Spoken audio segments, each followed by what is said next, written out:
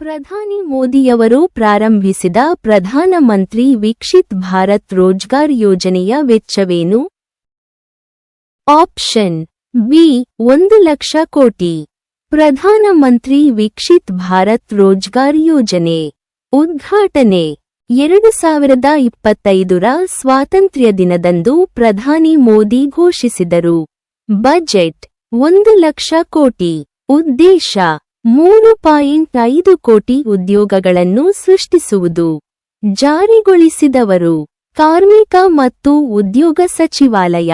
ಯಾವ ಸಚಿವಾಲಯವು 2025ರಲ್ಲಿ ಆದಿ ಕರ್ಮಯೋಗಿ ಅಭಿಯಾನವನ್ನು ಪ್ರಾರಂಭಿಸಿತು? ಆಪ್ಷನ್ ಎ ಬುಡಕಟ್ಟು ವ್ಯವಹಾರಗಳ ಸಚಿವಾಲಯ. ಆದಿ ಕರ್ಮಯೋಗಿ ಅಭಿಯಾನ ವಿಶ್ವದ ಅತಿದೊಡ್ಡ ಬುಡಕಟ್ಟು ನಾಯಕತ್ವ ಕಾರ್ಯಕ್ರಮ. ಪ್ರಾರಂಭಿಸಿದ್ದು ಆಗಸ್ಟ್ 2025. ಗುರಿ ತಳಮಟ್ಟದ ನಾಯಕತ್ವದ ಮೂಲಕ ಭಾರತದ ಬುಡಕಟ್ಟು ಸಮುದಾಯಗಳನ್ನು ಸಬಲೀಕರಣಗೊಳಿಸುವುದು. ತಾಂತ್ರಿಕ ಶಿಕ್ಷಣ ಮತ್ತು ಸಂಶೋಧನೆಯನ್ನು ಉತ್ತೇಜಿಸಲು ಸರ್ಕಾರವು ಇತ್ತೀಚೆಗೆ 4,200 ಕೋಟಿಗಳ ಯಾವ ಯೋಜನೆಯನ್ನು ಅನುಮೋದಿಸಿತು? ಆಪ್ಷನ್ ಎ MERITE ಯೋಜನೆ. MERITE multidisciplinary education and research improvement in technical education. ತಾಂತ್ರಿಕ ಶಿಕ್ಷಣದಲ್ಲಿ ಬಹುಶಿಸ್ತೀಯ ಶಿಕ್ಷಣ ಮತ್ತು ಸಂಶೋಧನಾ ಸುಧಾರಣೆ. ಆಗಸ್ಟ್ 2025ರಲ್ಲಿ ಕೇಂದ್ರ ಸಚಿವ ಸಂಪುಟ ಅನುಮೋದಿಸಿದೆ. ಬಜೆಟ್ 4,200 ಕೋಟಿ. ಗುರಿ ತಾಂತ್ರಿಕ ಶಿಕ್ಷಣದಲ್ಲಿ ಗುಣಮಟ್ಟ, ಸಮಾನತೆ, ಆಡಳಿತವನ್ನು ಸುಧಾರಿಸುವುದು. ವ್ಯಾಪ್ತಿ 275 ಸಂಸ್ಥೆಗಳು, 125 ಇಂಜಿನಿಯರಿಂಗ್ ಕಾಲೇಜುಗಳು, 100 ಪಾಲಿಟೆಕ್ನಿಕ್ಗಳು. ಟೋಲ್ ಪ್ಲಾಜಾ ಕಾರ್ಮಿಕರ ಮಕ್ಕಳಿಗಾಗಿ ಆರೋಹಣ ಯೋಜನೆಯನ್ನು ಪ್ರಾರಂಭಿಸಿದವರು ಯಾರು? Option B NHAI national highways authority of India. ಭಾರತೀಯ ರಾಷ್ಟ್ರೀಯ ಹೆದ್ದಾರಿ ಪ್ರಾಧಿಕಾರ. 11ನೇ ತರಗತಿಯಿಂದ ಪದವಿಯ ಅಂತಿಮ ವರ್ಷದವರೆಗೆ 500 ವಿದ್ಯಾರ್ಥಿಗಳಿಗೆ ವಾರ್ಷಿಕವಾಗಿ 12,000 ರೂಪಾಯಿ ಮತ್ತು ಸ್ನಾತಕೋತ್ತರ ಅಧ್ಯಯನವನ್ನು ಮುಂದುವರಿಸುವ 50 ವಿದ್ಯಾರ್ಥಿಗಳಿಗೆ 50,000 ರೂಪಾಯಿ ವಿದ್ಯಾರ್ಥಿವೇತನಗಳು ಸೇರಿವೆ. ಅನುಷ್ಠಾನ ಮೊದಲ ಹಂತವು ಜುಲೈ 2025ರಿಂದ ಮಾರ್ಚ್ 2026ರವರೆಗೆ ನಡೆಯುತ್ತದೆ. ನಿಧಿ ಆರಂಭಿಕ ಹಂತದಲ್ಲಿ 1 ಕೋಟಿ ರೂಪಾಯಿ ಹಂಚಿಕೆಯಾಗಿದೆ. ಪ್ರಧಾನಮಂತ್ರಿ ಸ್ವನಿಧಿ ಯೋಜನೆಯನ್ನು ಯಾವ ದಿನಾಂಕದವರೆಗೆ ವಿಸ್ತರಿಸಲು ಕೇಂದ್ರ ಸಚಿವ ಸಂಪುಟ ಅನುಮೋದನೆ ನೀಡಿದೆ? Option A March 31, 2030. ಪ್ರಧಾನಮಂತ್ರಿ ಬೀದಿ ವ್ಯಾಪಾರಿಗಳು ಆತ್ಮನಿರ್ಭರ ನಿಧಿ. ಗುರಿ ಬೀದಿ ವ್ಯಾಪಾರಿಗಳಿಗೆ ಉಚಿತ ಸಾಲ ಒದಗಿಸುವುದು. ಬಿಡುಗಡೆ 2020. ಪ್ರಾರಂಭಿಸಿದವರು ವಸತಿ ಮತ್ತು ನಗರ ವ್ಯವಹಾರಗಳ ಸಚಿವಾಲಯ. ಒಡಿಶಾ, ಪಂಜಾಬ್ ಮತ್ತು ಆಂಧ್ರಪ್ರದೇಶದಲ್ಲಿ ಸೆಮಿಕಂಡಕ್ಟರ್ ಘಟಕಗಳನ್ನು ಸ್ಥಾಪಿಸಲು ಸಂಪುಟ ಎಷ್ಟು ವೆಚ್ಚವನ್ನು ಅನುಮೋದಿಸಿದೆ? ಆಪ್ಷನ್ ಎ 4,600 ಕೋಟಿ. ಭಾರತ ಸೆಮಿಕಂಡಕ್ಟರ್ ಮಿಷನ್ ಅಡಿಯಲ್ಲಿ 4 ಸೆಮಿಕಂಡಕ್ಟರ್ ಯೋಜನೆಗಳಿಗೆ ಸಂಪುಟ ಅನುಮೋದಿಸಿದೆ. ಸ್ಥಳ ಒಡಿಶಾ, ಆಂಧ್ರಪ್ರದೇಶ ಮತ್ತು ಪಂಜಾಬ್. ಒಟ್ಟು ವೆಚ್ಚ 4,600 ಕೋಟಿ ರೂಪಾಯಿ. ಉದ್ದೇಶ ಭಾರತದ ಸೆಮಿಕಂಡಕ್ಟರ್ ಮಿಷನ್ ಅಡಿಯಲ್ಲಿ ದೇಶೀಯ ಚಿಪ್ ಉತ್ಪಾದನೆಯನ್ನು ಹೆಚ್ಚಿಸುವುದು. ಪ್ರಧಾನಮಂತ್ರಿ ಧನ ಧಾನ್ಯ ಕೃಷಿ ಯೋಜನೆಗೆ ಕೇಂದ್ರ ಸಚಿವ ಸಂಪುಟ ಯಾವಾಗ ಅನುಮೋದನೆ ನೀಡಿತು? Option A July 16, 2025. 11 ಕೇಂದ್ರ ಸಚಿವಾಲಯಗಳಿಂದ 36 ಯೋಜನೆಗಳನ್ನು ವಿಲೀನಗೊಳಿಸಲಾಗಿದೆ. ಗುರಿ ಉತ್ಪಾದಕತೆಯನ್ನು ಹೆಚ್ಚಿಸಲು, ಬೆಳೆ ವೈವಿಧ್ಯೀಕರಣವನ್ನು ಉತ್ತೇಜಿಸಲು, ನೀರಾವರಿ ಮತ್ತು ಸಂಗ್ರಹಣೆಯನ್ನು ಸುಧಾರಿಸಲು. ವಾರ್ಷಿಕ ಬಜೆಟ್ 24,000 ಕೋಟಿ ರೂಪಾಯಿ. 6 ವರ್ಷಗಳಿಗೆ. ಭಾರತದಾದ್ಯಂತದ ಎಸ್ಟಿ ವಿದ್ಯಾರ್ಥಿಗಳ ಕೌಶಲ್ಯವನ್ನು ಹೆಚ್ಚಿಸಲು ಜೈ ಹಿಂದ್ ಯೋಜನೆಯನ್ನು ಪ್ರಾರಂಭಿಸಿದ ವಿಶ್ವವಿದ್ಯಾಲಯ ಯಾವುದು? ಆಪ್ಷನ್ ಸಿ ದೆಹಲಿ ವಿಶ್ವವಿದ್ಯಾಲಯ. ಪ್ರಾರಂಭಿಸಿದವರು ದೆಹಲಿ ವಿಶ್ವವಿದ್ಯಾಲಯ. ಈ ಯೋಜನೆಯು 9 ರಿಂದ 12ನೇ ತರಗತಿಯವರೆಗಿನ ಎಸ್ಟಿ ಶಾಲಾ ವಿದ್ಯಾರ್ಥಿಗಳಿಗಾಗಿ, ವಿಶೇಷವಾಗಿ ದೂರದ ಬುಡಕಟ್ಟು ಪ್ರದೇಶಗಳ ವಿದ್ಯಾರ್ಥಿಗಳಿಗಾಗಿ ವಿನ್ಯಾಸಗೊಳಿಸಲಾದ ವಾರ್ಷಿಕ ಕಾರ್ಯಕ್ರಮವಾಗಿದೆ. ಯಾವ ಸಚಿವಾಲಯವು ಧರ್ತಿ ಆಬಾ ಜನಭಾಗಿದರಿ ಅಭಿಯಾನವನ್ನು ಪ್ರಾರಂಭಿಸಿತು? ಆಪ್ಷನ್ ಎ ಬುಡಕಟ್ಟು ವ್ಯವಹಾರಗಳ ಸಚಿವಾಲಯ.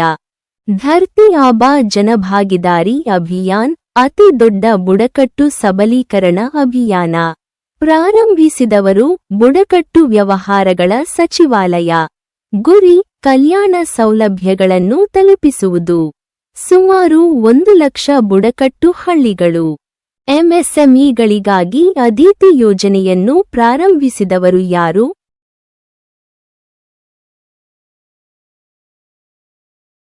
ಪ್ರಾರಂಭಿಸಿದವರು ವಿದ್ಯುತ್ ಸಚಿವರು ಮನೋಹರ್ ಲಾಲ್ ಖಟ್ಟರ್. ಗುರಿ micro, small and medium enterprises ಗಳನ್ನು ಬೆಂಬಲಿಸುವುದು. ಒಟ್ಟು ಬಜೆಟ್ 1,000 ಕೋಟಿ ರೂಪಾಯಿ. ಆರ್ಡಿಐ ಸಂಶೋಧನೆ, ಅಭಿವೃದ್ಧಿ ಮತ್ತು ನಾವೀನ್ಯತೆ ಯೋಜನೆಗೆ ಕೇಂದ್ರ ಸಚಿವ ಸಂಪುಟವು ಒಟ್ಟು ಎಷ್ಟು ವೆಚ್ಚವನ್ನು ಅನುಮೋದಿಸಿದೆ? ಆಪ್ಷನ್ ಎ 1 ಲಕ್ಷ ಕೋಟಿ. ಅನುಮೋದನೆ ಕೇಂದ್ರ ಸಚಿವ ಸಂಪುಟ, ಪ್ರಧಾನಿ ನರೇಂದ್ರ ಮೋದಿಯವರ ಅಧ್ಯಕ್ಷತೆಯಲ್ಲಿ. ಯೋಜನೆಯ ಉದ್ದೇಶಗಳು: ಖಾಸಗಿ ವಲಯದ ಸಂಶೋಧನೆ ಮತ್ತು ಅಭಿವೃದ್ಧಿಗೆ ಪ್ರೋತ್ಸಾಹ, ನಾವೀನ್ಯತೆಯನ್ನು ಹೆಚ್ಚಿಸಲು ಮತ್ತು ತಾಂತ್ರಿಕ ಸ್ವಾವಲಂಬನೆಯನ್ನು ಉತ್ತೇಜಿಸಲು.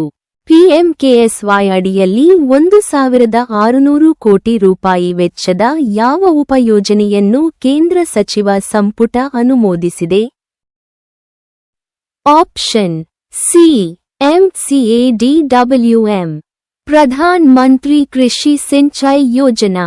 Modernisation of command area development and water management. ಗುರಿ ನೀರಿನ ಬಳಕೆಯ ದಕ್ಷತೆಯನ್ನು ಸುಧಾರಿಸಲು ಮತ್ತು ಕೃಷಿ ಉತ್ಪಾದಕತೆ ಮತ್ತು ರೈತರ ಆದಾಯವನ್ನು ಹೆಚ್ಚಿಸಲು ನೀರಾವರಿ ಜಾಲಗಳನ್ನು ಆಧುನೀಕರಿಸುವುದು. ಒಟ್ಟು ಬಜೆಟ್ ಹಂಚಿಕೆ 1,600 ಕೋಟಿ. ಭಾರತ ಸರ್ಕಾರವು ಎಷ್ಟು ಕೋಟಿ ವೆಚ್ಚದಲ್ಲಿ ರಾಷ್ಟ್ರೀಯ ನಿರ್ಣಾಯಕ ಖನಿಜ ಮಿಷನ್ ಅನ್ನು ಪ್ರಾರಂಭಿಸಿತು? Option A 34,300 crore. National critical minerals mission. ಗುರಿ ಅಗತ್ಯ ಖನಿಜಗಳ ಅನ್ವೇಷಣೆಯನ್ನು ಉತ್ತೇಜಿಸುವುದು. ಉದಾಹರಣೆ: ತಾಮ್ರ, lithium, nickel, cobalt, wind turbine, ವಿದ್ಯುತ್ ವಾಹನಗಳು ಮತ್ತು ಬ್ಯಾಟರಿ ತಯಾರಿಕೆಯಲ್ಲಿ ಬಳಸಲಾಗುತ್ತದೆ. ಒಟ್ಟು ವೆಚ್ಚ 34,300 ಕೋಟಿ ರೂಪಾಯಿ 7 ವರ್ಷಗಳಿಗೆ. ಸಚಿವಾಲಯ ಗಣಿ ಸಚಿವಾಲಯ. ಇತ್ತೀಚೆಗೆ ಯಾವ ರಾಜ್ಯವನ್ನು ಉಲ್ಲಾಸ್ ಯೋಜನೆಯಡಿಯಲ್ಲಿ ಮೊದಲನೇ ಸಂಪೂರ್ಣ ಸಾಕ್ಷರ ರಾಜ್ಯವೆಂದು ಘೋಷಿಸಲಾಯಿತು? Option C Mizoram. ಉಲ್ಲಾಸ್ ನವ ಭಾರತ ಸಾಕ್ಷರತಾ ಕಾರ್ಯಕ್ರಮ. ಈ ಯೋಜನೆಯು 2022ರಲ್ಲಿ ಬಿಡುಗಡೆಯಾಯಿತು. ವಯಸ್ಕರು 15 ವರ್ಷ ಮತ್ತು ಮೇಲ್ಪಟ್ಟವರಿಗೆ ಶಿಕ್ಷಣ. ಉಲ್ಲಾಸ್ನ 5 ಅಂಶಗಳು: ಮೂಲಭೂತ ಸಾಕ್ಷರತೆ ಮತ್ತು ಸಂಖ್ಯಾಶಾಸ್ತ್ರ, ನಿರ್ಣಾಯಕ ಜೀವನ ಕೌಶಲ್ಯಗಳು. ಮೂಲಭೂತ ಶಿಕ್ಷಣ, ವೃತ್ತಿಪರ ಕೌಶಲ್ಯಗಳು ಮತ್ತು ನಿರಂತರ ಶಿಕ್ಷಣ. ಖಾಸಗಿ ಉದ್ಯೋಗದಾತರೊಂದಿಗೆ ಉನ್ನತ ಅಭ್ಯರ್ಥಿಗಳನ್ನು ಸಂಪರ್ಕಿಸಲು ಯುಪಿಎಸ್ಸಿ ಯಾವ ಉಪಕ್ರಮವನ್ನು ಪ್ರಾರಂಭಿಸಿತು? Option A Pratibha Setu. UPSC union public service commission. Part 14 article 315 ರಿಂದ 323. ಯಾವ ಸಚಿವಾಲಯವು WAVX 2025 ಉಪಕ್ರಮವನ್ನು ಅನಾವರಣಗೊಳಿಸಿದೆ? ಆಪ್ಷನ್ ಎ ಮಾಹಿತಿ ಮತ್ತು ಪ್ರಸಾರ ಇಲಾಖೆ. WAVEX 2025 ಮೀಡಿಯಾ ಮತ್ತು entertainment startups. Gaming, animation, metaverse, generative AI ಮತ್ತು ಮುಂದಿನ ಪೀಳಿಗೆಯ ವಿಷಯ ವೇದಿಕೆಗಳ ಮೇಲೆ ಕೇಂದ್ರೀಕರಿಸುತ್ತದೆ. ಒಂದು ರಾಷ್ಟ್ರ ಒಂದು ಬಂದರು ಉಪಕ್ರಮವನ್ನು ಯಾರು ಅನಾವರಣಗೊಳಿಸಿದರು? Option A Sarbananda Sonowal. ಒಂದು ರಾಷ್ಟ್ರ ಒಂದು ಬಂದರು. One nation one port. ಗುರಿ ಭಾರತದ ಕಡಲ ಮೂಲಸೌಕರ್ಯವನ್ನು ಆಧುನೀಕರಿಸುವುದು. ಅನಾವರಣಗೊಳಿಸಿದವರು ಸರ್ಬಾನಂದ ಸೋನೋವಾಲ್. ಬಂದರುಗಳು, ಹಡಗು ಸಾಗಣೆ ಮತ್ತು ಜಲಮಾರ್ಗಗಳ ಸಚಿವರು. ಯಾವ ಸಚಿವಾಲಯವು PM ಯುವ 3.0 ಯೋಜನೆಯನ್ನು ಪ್ರಾರಂಭಿಸಿತು? ಆಪ್ಷನ್ ಬಿ ಶಿಕ್ಷಣ. ನಕ್ಷಾ ಯೋಜನೆಯನ್ನು ಪ್ರಾರಂಭಿಸಿದವರು ಯಾರು? Option D Shivraj Singh Chauhan.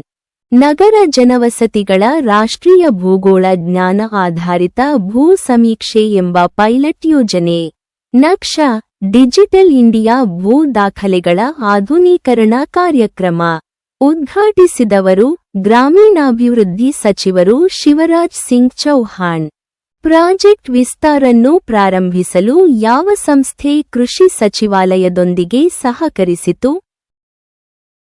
Option A IIT Madras. Project Vistaar virtually integrated system to access agricultural resources. ಯೋಜನೆಯ ಗುರಿ ಡಿಜಿಟಲೀಕರಣದ ಮೂಲಕ ಕೃಷಿ ವಿಸ್ತರಣಾ ವ್ಯವಸ್ಥೆಯನ್ನು ಆಧುನೀಕರಿಸುವುದು. ಪಂಚಾಯತ್ ಸೆ ಪಾರ್ಲಿಮೆಂಟ್ 2.0 ಇನಿಷಿಯೇಟಿವ್ ಅನ್ನು ಯಾರು ಪ್ರಾರಂಭಿಸಿದರು? ಆಪ್ಷನ್ ಡಿ ರಾಷ್ಟ್ರೀಯ ಮಹಿಳಾ ಆಯೋಗ. ಗುರಿ ಬುಡಕಟ್ಟು ಸಮುದಾಯಗಳಿಂದ ಚುನಾಯಿತ ಮಹಿಳಾ ಪ್ರತಿನಿಧಿಗಳನ್ನು ಸಬಲೀಕರಣಗೊಳಿಸುವುದು. ಪ್ರಾರಂಭಿಸಿದವರು ಬುಡಕಟ್ಟು ವ್ಯವಹಾರಗಳ ಸಚಿವಾಲಯದ ಸಹಯೋಗದೊಂದಿಗೆ ರಾಷ್ಟ್ರೀಯ ಮಹಿಳಾ ಆಯೋಗ ಮತ್ತು ಲೋಕಸಭಾ ಸಚಿವಾಲಯ.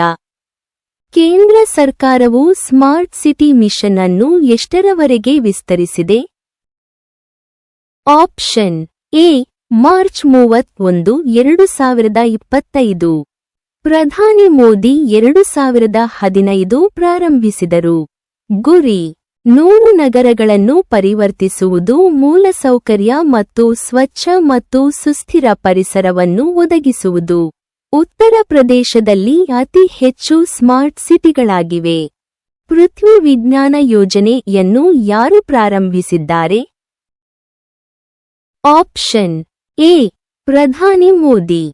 ಪೃಥ್ವಿ ವಿಜ್ಞಾನ ಯೋಜನೆ ಪ್ರಾರಂಭಿಸಿದವರು ಭೂ ಮತ್ತು ವಿಜ್ಞಾನ ಇಲಾಖೆ. ಒಟ್ಟು ಬಜೆಟ್ 4797 ಕೋಟಿ. ಸಮಯದ ಅವಧಿ 2021 ರಿಂದ 2026. ಗುರಿ ಭೂ ವ್ಯವಸ್ಥೆಯ ವಿಜ್ಞಾನವನ್ನು ವರ್ಧಿಸುವುದು ಮತ್ತು ಪರಿಸರ ಮತ್ತು ಆರ್ಥಿಕ ಯೋಗಕ್ಷೇಮಕ್ಕಾಗಿ ನಿರ್ಣಾಯಕ ಸೇವೆಗಳನ್ನು ಒದಗಿಸುವುದು.